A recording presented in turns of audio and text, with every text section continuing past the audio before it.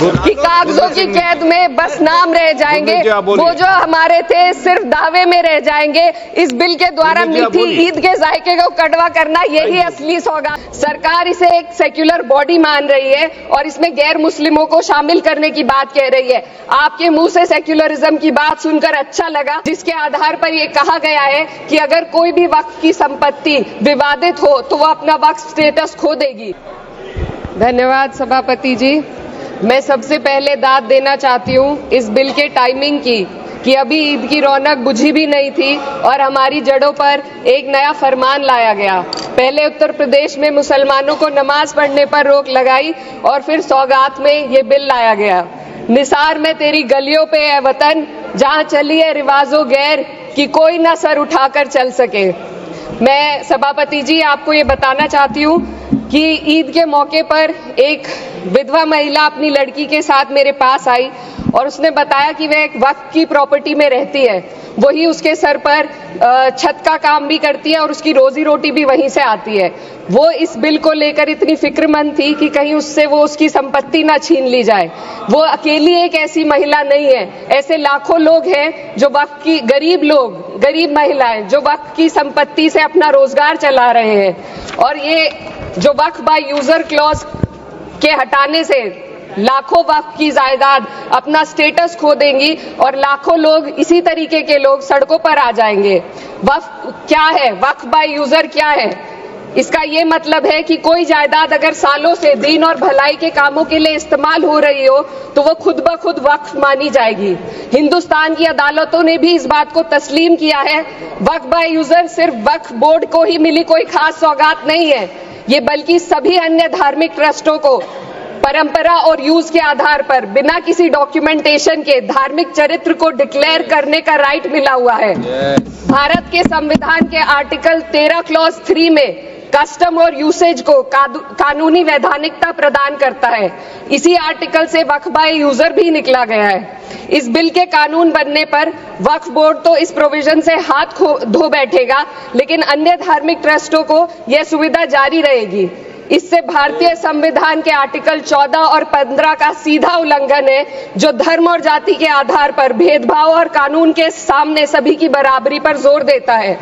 मैं इसके साथ ये भी कहना चाहती हूँ कि सत्ता के लोग जो एक दूसरे की पीठ थपथपा रहे हैं कि वक्फ बाय यूजर का जो अमेंडमेंट इन्होंने दिया उसको एक्सेप्ट कर लिया गया है, लेकिन इनकी शरारत यह है कि उसके साथ ही एक ऐसा प्रोवाइजो इसमें शामिल किया गया जिसके आधार पर यह कहा गया है कि अगर कोई भी वक्फ की संपत्ति विवादित हो तो वो अपना वक्फ स्टेटस खो देगी। तो जो अमेंडमेंट इन्होंने दिया है जिसको एक्सेप्ट कर लिया गया है उसका कोई मतलब नहीं है, ये इनकी नीयत है जो साफ जाहिर हो रही है।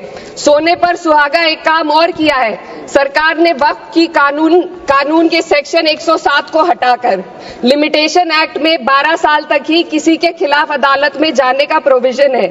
सेक्शन 107 में बोर्ड को लिमिटेशन एक्ट से राहत मिली हुई थी। वक्फ बोर्ड कभी भी अवैध कब्जाधारियों के खिलाफ अदालत जा सकता था। अगर ये सेक्शन ना हो तो अवैध कब्जा करने वाले लोग कानूनी प्रक्रिया का फायदा उठाकर वक्फ की प्रॉपर्टी को हड़प सकते हैं। अन्य धार्मिक ट्रस्टों पर भी ये लिमिटेशन एक्ट लागू नहीं होती, तो फिर वक्फ बोर्ड के साथ ये सौतेला रवैया क्यों किया जा रहा है? धर्म को देखकर दोहरी नीति क्यों अपनाई जा रही है? सेक्शन 107 और वक्फ बाय यूजर को अगर एक साथ पढ़ा जाए तो इससे लाखों वक्फ की प्रॉपर्टी पर कब्जा किया जाएगा। इसलिए ये बिल मुसलमान की भलाई का नहीं बल्कि उनके वजूद और विरासत को मिटाने का बिल है। हिंदुस्तान में बहुत सारे धार्मिक ट्रस्ट हैं जिसमें उस खास मजहब के लोग शामिल होते हैं और उसका इंतजाम करते हैं, और ये बात समझ में आने वाली भी है क्योंकि जो व्यक्ति अपने मजहब के रीति रिवाज को जितना अच्छे से समझ सकता है किसी अन्य मजहब का व्यक्ति नहीं समझ सकता। आर्टिकल 26 क्लॉज 2 के तहत धार्मिक संप्रदायों को अपने मजहबी इदारों के एडमिनिस्ट्रेशन का हक देता है, लेकिन वक्फ बोर्ड के बारे में इसको उल्टा किया जा रहा है। Sir 2 minute sir please 2 minutes. सरकार इसे एक सेक्युलर बॉडी मान रही है और इसमें गैर मुस्लिमों को शामिल करने की बात कह रही है। आपके मुंह से सेक्युलरिज्म की बात सुनकर अच्छा लगा, लेकिन अगले ही पल ये भ्रम टूट जाता है क्योंकि आपको सिर्फ दान देने के लिए प्रैक्टिसिंग मुस्लिम का आपने क्लॉज डाला है, लेकिन बोर्ड में बैठने के लिए मुस्लिम होने की कोई आपकी क्लॉज नहीं है। तो इससे आपकी जो दोहरी नीति है वो साफ जाहिर होती है।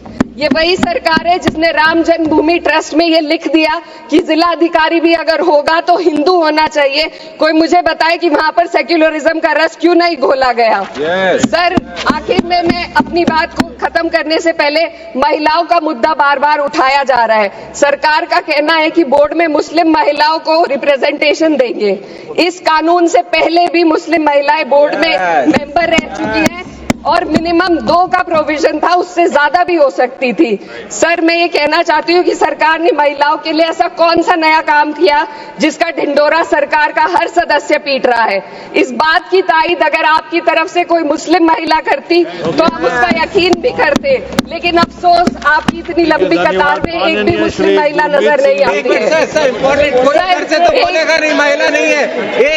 मैं खुद एक मुस्लिम महिला हूँ, मैं सिर्फ एक सर मैं माइनॉरिटी महिला हूँ। इस सदन में हम सिर्फ 2 महिलाएं हैं और उस नाते से मैं ये बात कहना चाहती हूँ कि इस बिल के माध्यम से मुस्लिम महिलाओं को कुछ नहीं मिल रहा है। ये हमें कुछ नहीं देना चाहते, सिर्फ टोकनिज्म हमारे नाम पर बनाकर एक नैरेटिव मीडिया में चलाना चाहते हैं। तो ये बिल मुसलमान की भलाई का नहीं, उनकी पहचान को मिटाने का है। सर, अंत में मैं बस यही कहना चाहती हूँ कि कागजों की कैद में बस नाम रह जाएंगे, वो जो हमारे थे सिर्फ दावे में रह जाएंगे। इस बिल के द्वारा मीठी ईद के जायके को कड़वा करना, यही असली सौगाते मोदी था। बहुत बहुत